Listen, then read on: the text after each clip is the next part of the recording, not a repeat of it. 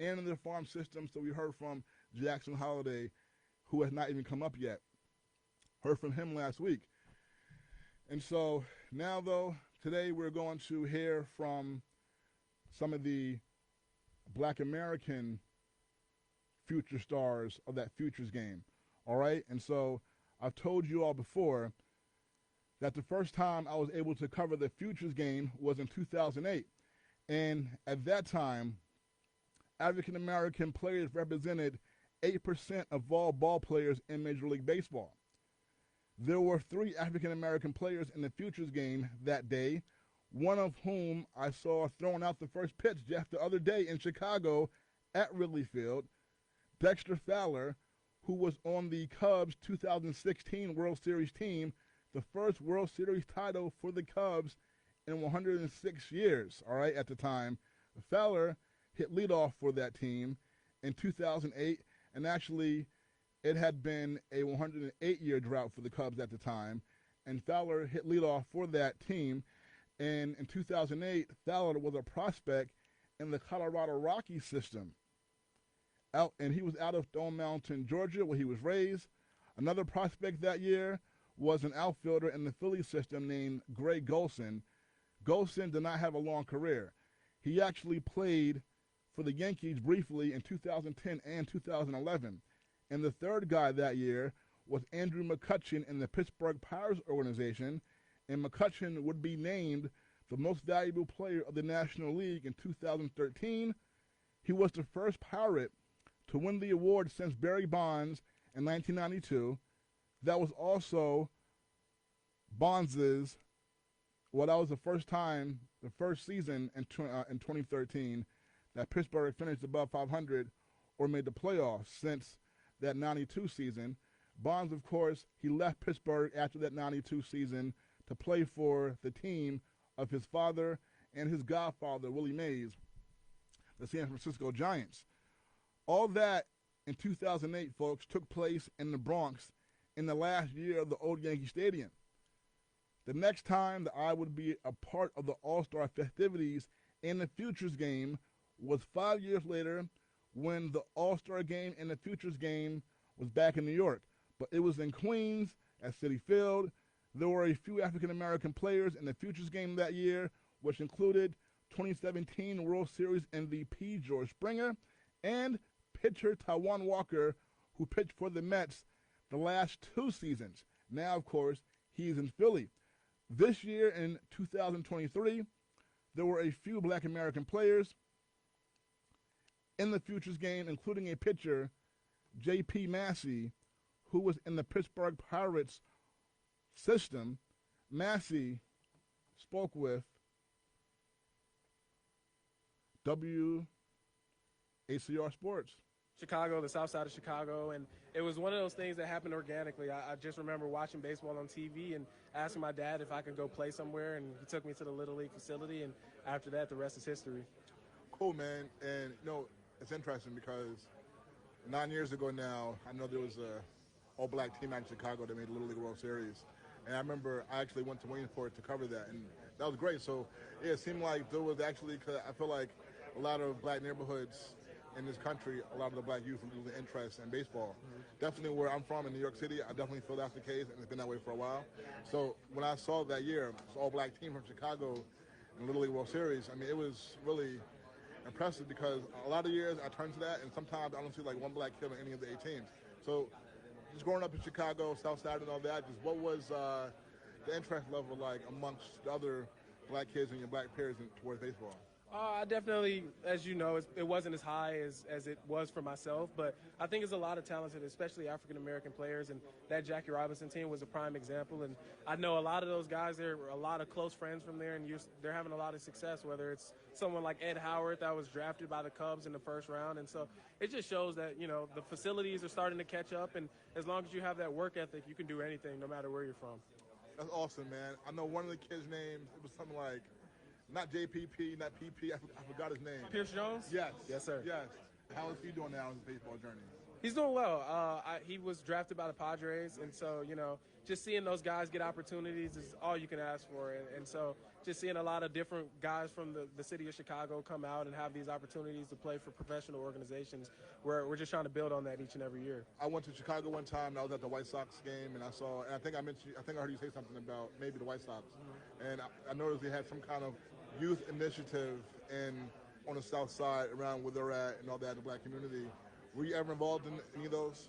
Yeah, so I played for the White Sox Ace organization, who were funded by the Major League White Sox, and so I'm forever grateful for them always just giving back to the community and allowing us to have an opportunity to make it further and get college educations and get into professional baseball. And so being able to do the charity events and things of that nature always meant a lot to me as well. Just trying to give back to the youth, just because there was a lot of guys that helped me get to where I am today. And so always trying to feed positivity into the youth so they can one day have an opportunity similar to myself. Good stuff there. As JP mentions, the Chicago White Sox impact in the black community on the south side of Chicago.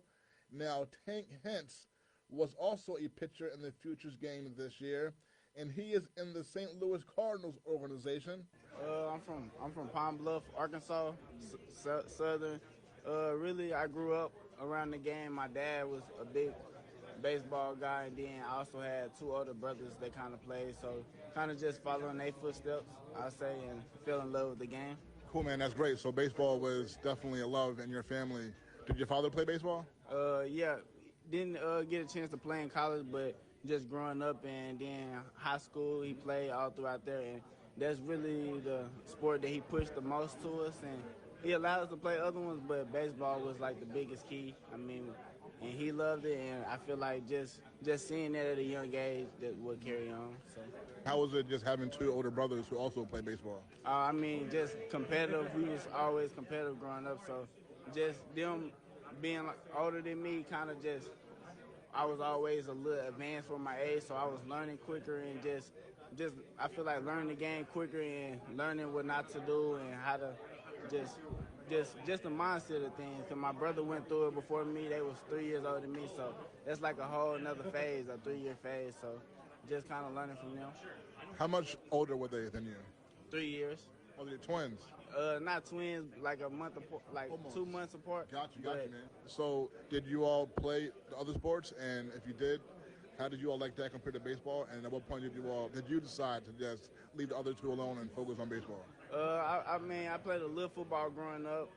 I stopped football after 7th grade, and I stopped basketball after 9th. Kind of just wanted to put everything in baseball and avoid kind of the other injuries, that the other sports could cause without knowing. So just kind of really just determined to put my mind and all my eggs in one basket. I mean, ever since then, I just determined myself to put in the work to get to where I'm at now. So growing up in Arkansas, outside of your family, how many of your black friends were into baseball? I mean, my whole high school team was, we had a good group, maybe 5 or 6 of us that stick together and kind of like was cool outside of the field. So, I mean, where I'm from, it was a lot of the young black Americans wanted to play baseball just growing up. So my dad kind of had us sticking together and kind of just learning from each other. So that's great, man. That's great. I'm happy to hear that because I feel like a lot of the black youth are losing interest in baseball. So that's awesome. So I know Arkansas, there's not a professional baseball team. So did you have a favorite team growing up and just favorite player? Not really a favorite team, but I just the first game I went to was a St. Louis Cardinals. So ever since really that time, I had really just had my mindset on becoming a professional baseball player. My dad used to ask me all the time, like, what you gonna do when you grow up, or like what you want to be, and I always said a professional baseball player. So just going to getting that experience at a young age and kind of seeing it live on, like I feel like my mind was trained to go get it. So. And so you were drafted by the Cardinals, right? Yes, sir. So how did it feel to be drafted by the team that you really grew up being your favorite team? It was a pretty good feeling, because it's closer to home. A lot of, like, the state of Arkansas was kind of a lot of Cardinals fans. So just getting the love from all over the city and then the states around you. And then, I mean, it's like all in one. So kind of like, I feel like they came together. I was committed to Arkansas, and a lot of those fans are a Cardinals fan, so it's kind of like a bang bang. So, yep. And how long have you been in the minor leagues? This is my third full season. Third year. Have you ever crossed paths with Jordan Walker? Yeah. Actually, one of my good friends of mine, and we was in the same draft, and also I got a chance to pitch against him in the fall league last year. Wow, nice, man. Okay, nice. And so, how did you end up becoming a pitcher? Like, being a pitcher, definitely. Really, I say around like 13, 14 is when I kind of just seen that pitching was gonna be my future. Before that, I was a shortstop, second base, outfield, everywhere. So I feel like just being athletic kind of helped me transition more into a pitcher when it was all said and done. And we hear again from J.P. Massey from the south side of Chicago. So I guess you were probably a White Sox fan growing up? Yeah, I was a White Sox fan growing up. Not the Cubs? No, sir. Unfortunately not. Okay. And did you have a favorite player? Yeah, so growing up, once I realized that pitching was going to be my route, Jacob deGrom became my favorite player, just being the guy that was extremely tall and slender at the time and similar to myself and having a lot of success. And so just seeing that guy go out there each and every day, he was so dominant, and it's something that I looked up to this day. That's very cool. Yeah, I told you I'm from New York. The Mets fans love him, and I know how really good he was, how dominant. So just when you were like growing up, were you playing, I see how tall you are, were you into basketball and football? Never played football. My mom wouldn't let me. I was into basketball, but going into high school, I wasn't the biggest guy by any means. I was really short, so I never thought it was a career path for me. And by the time I hit my growth spurt, I was just so invested in the baseball that I wasn't letting anything take me away from that goal. I heard you say that you changed position and became a pitcher. How did that transformation go down for you?